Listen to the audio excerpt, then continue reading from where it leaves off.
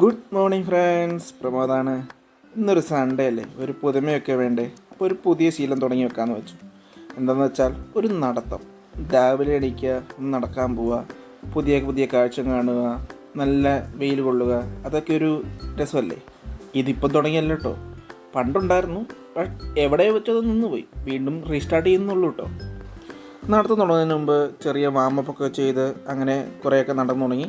നമ്മൾ ടോവിനൊക്കെ പറയുന്ന പോലെ രാവിലെ നേരത്തെ എണീറ്റ് എന്തോരോ സമയമാണ്. അങ്ങനെ പോകുന്ന വഴിക്ക് ചെറിയ ചെറിയ പുഴകളും മരങ്ങളും പൂക്കളൊക്കെ ആയിട്ട് രാവിലെ രാവിലെ കാണാൻ നല്ല ഭംഗിയാണ് കേട്ടോ. നിങ്ങളൊന്ന് രാവിലെ ഇറങ്ങി ഒന്ന് നടന്നു നോക്ക്, നല്ല രസം.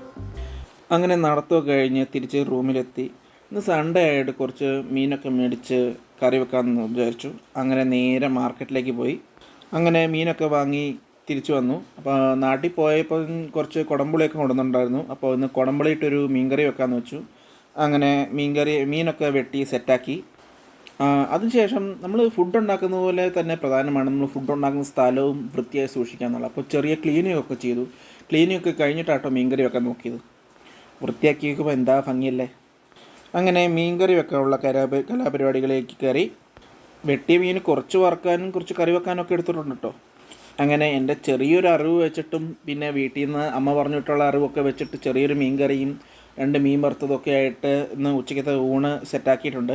ഞാൻ മീൻ കറി വെക്കുമ്പോഴേക്കും ചോറൊക്കെ വെച്ചിട്ടുണ്ടായിരുന്നു. അങ്ങനെ മീൻ കറിയും മീൻ വറുത്തതും ഒക്കെ കൂട്ടി ഞങ്ങൾ ചോറ് കഴിച്ചു. ചോറ് കഴിച്ച് ഞങ്ങൾ കുറച്ച് റെസ്റ്റൊക്കെ എടുത്തു കേട്ടോ. അങ്ങനെ റെസ്റ്റൊക്കെ എടുത്ത് കഴിഞ്ഞ് വൈകുന്നേരം കുറച്ച് സാധനങ്ങളൊക്കെ വാങ്ങാനുണ്ടായിരുന്നു. അങ്ങനെ സാധനങ്ങൾ വാങ്ങാൻ വേണ്ടി പുറത്ത് പോയി. അപ്പോൾ പുറത്ത് പോയപ്പോൾ അത്യാവശ്യം നല്ല മഴയുണ്ടായിരുന്നു. അപ്പോൾ കുറച്ച് നേരം പുറത്തൊക്കെ നിന്ന് തിരിച്ചു വന്നു. ഇപ്പോഴും മഴയൊക്കെ ഉണ്ട് കേട്ടോ. അപ്പോൾ ഇന്ന് അത്രയൊക്കെ ഉള്ളൂ. അപ്പോൾ നിങ്ങൾ സപ്പോർട്ട് ചെയ്യുക.